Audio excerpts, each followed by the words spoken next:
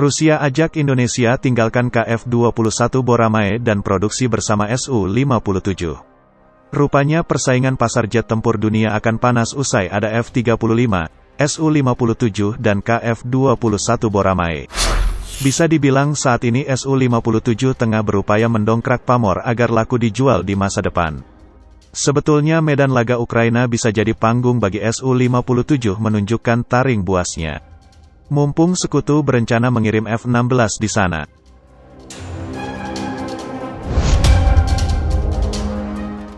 Kill F-16 bisa jadi promosi bagus bagi Su-57, cuma perlu jatuhkan satu unit Fighting Falcon di Ukraina. Tapi apa yang terjadi di luar perkiraan, Rusia enggan mengerahkan Su-57 secara full ke Ukraina.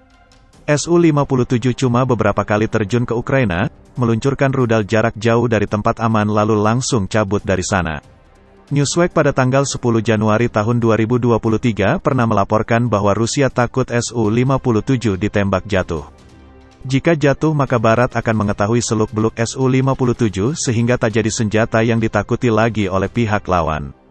Su-57 dilindungi agar Rusia tak sporadis menggunakan aset angkatan udaranya dalam perang Ukraina, jelas Newsweek. Di lapangan memang yang kedapatan beraksi di Ukraina ialah MiG-29, Su-27 dan 30 sekaligus Su-35 secara terbatas. Rusia memilih mengerahkan kekuatan tempur uzurnya macam Su-25, Su-24, MiG-31 hingga Yakovlev Yak-130.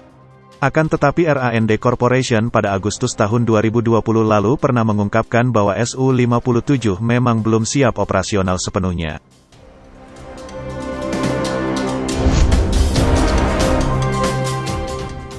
Terlebih hingga detik ini Su-57 cuma diproduksi 10 unit saja.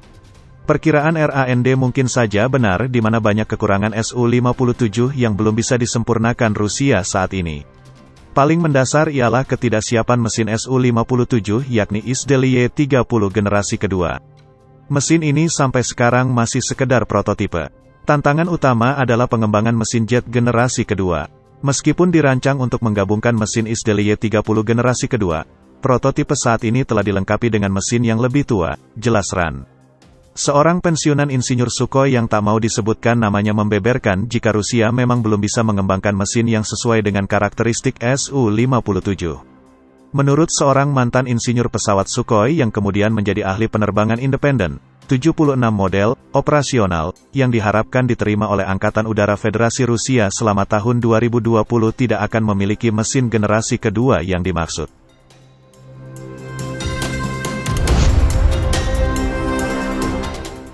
Masih belum jelas kapan mesin generasi kedua akan selesai, jelas RAN. Kemudian ada lagi masalah di mana sistem avionik Su-57 tak sehebat yang didengungkan. Runtuhnya Uni Soviet saat Perang Dingin membuat inovasi avionik Rusia stagnan sangat lama sehingga perlu waktu lagi bila membuat sensor baru bagi Su-57.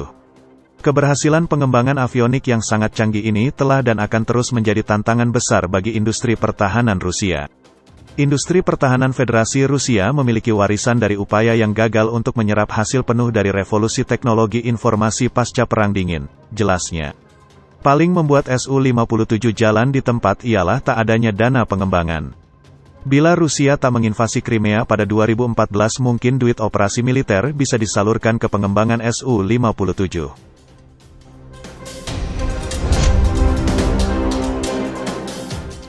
Tapi hal itu tak dilakukan. Sebagian besar masalah mengalir dari cara sektor industri pertahanan Rusia dibiayai. Para konglomerat besar harus meminjam dari sektor perbankan Rusia untuk membiayai pengembangan kendaraan tempur berteknologi tinggi generasi berikutnya, seperti pembom tempur Su-57. Para konglomerat ini telah berulang kali berutang ke bank-bank Rusia setelah program pengembangan senjata utama mengalami kesulitan, bebernya. Lantas bagaimana Rusia mengakali agar Su-57 bisa jadi operasional di masa depan? Ya, Su-57 dijadikan komoditi ekspor. Dengan adanya penjualan maka Rusia bisa dapat modal menyempurnakan Su-57. Masih belum cukup dengan menjual, Rusia juga mengajak negara-negara yang ia anggap mau bekerja sama membuat Su-57. Sasaran pertama adalah India di mana Rusia mencoba menggait New Delhi agar jadi mitra pengembangan dan produksi bersama Su-57.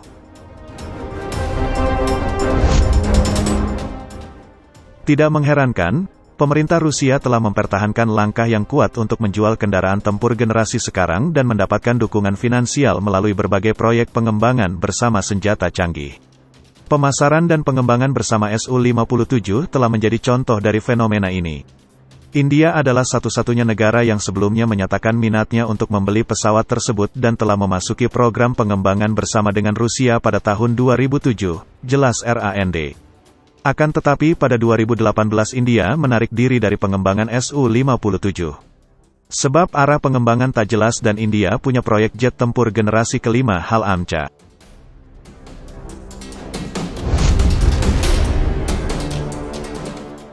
Namun, pada tahun 2018, India menarik diri dari program tersebut karena penundaan yang berkelanjutan dalam pengembangan, terutama kegagalan untuk mengembangkan mesin generasi kedua, serta ketidaksepakatan atas transfer teknologi. Meskipun Rusia terus merayu India, pemerintah Modi mengumumkan rencana untuk mengembangkan pesawat generasi kelimanya sendiri, menunjukkan bahwa mereka tidak memiliki rencana untuk membeli Su-57, jelas RAN. Kehilangan India lantas memaksa Rusia mencari rekanan lain dan Indonesia jadi salah satu targetnya. Rusia terus mencari pasar Su-57 lain atau mitra pengembangan bersama. Ini termasuk China, Turki, Vietnam, dan Aljazair. Saat ini, tawaran ini tidak berhasil.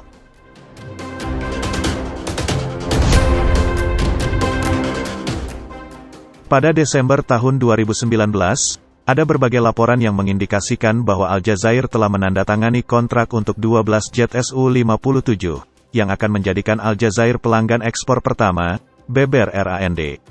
Sebelumnya media Rusia Military Messenger pada tanggal 12 Desember tahun 2021 mengungkapkan seharusnya Indonesia lah yang diajak memproduksi Su-57. Tentu akan lebih baik jika Indonesia dapat menjadi mitra proyek pesawat tempur generasi kelima Rusia India T-50 PAVA, Su-57, atau pengembangan FGFA, versi generasi kelima jet tempur Tejas, jelas Military Messenger. Setidaknya KF-21 Boramai Indonesia lebih jelas arah pengembangannya dibanding Su-57 Rusia.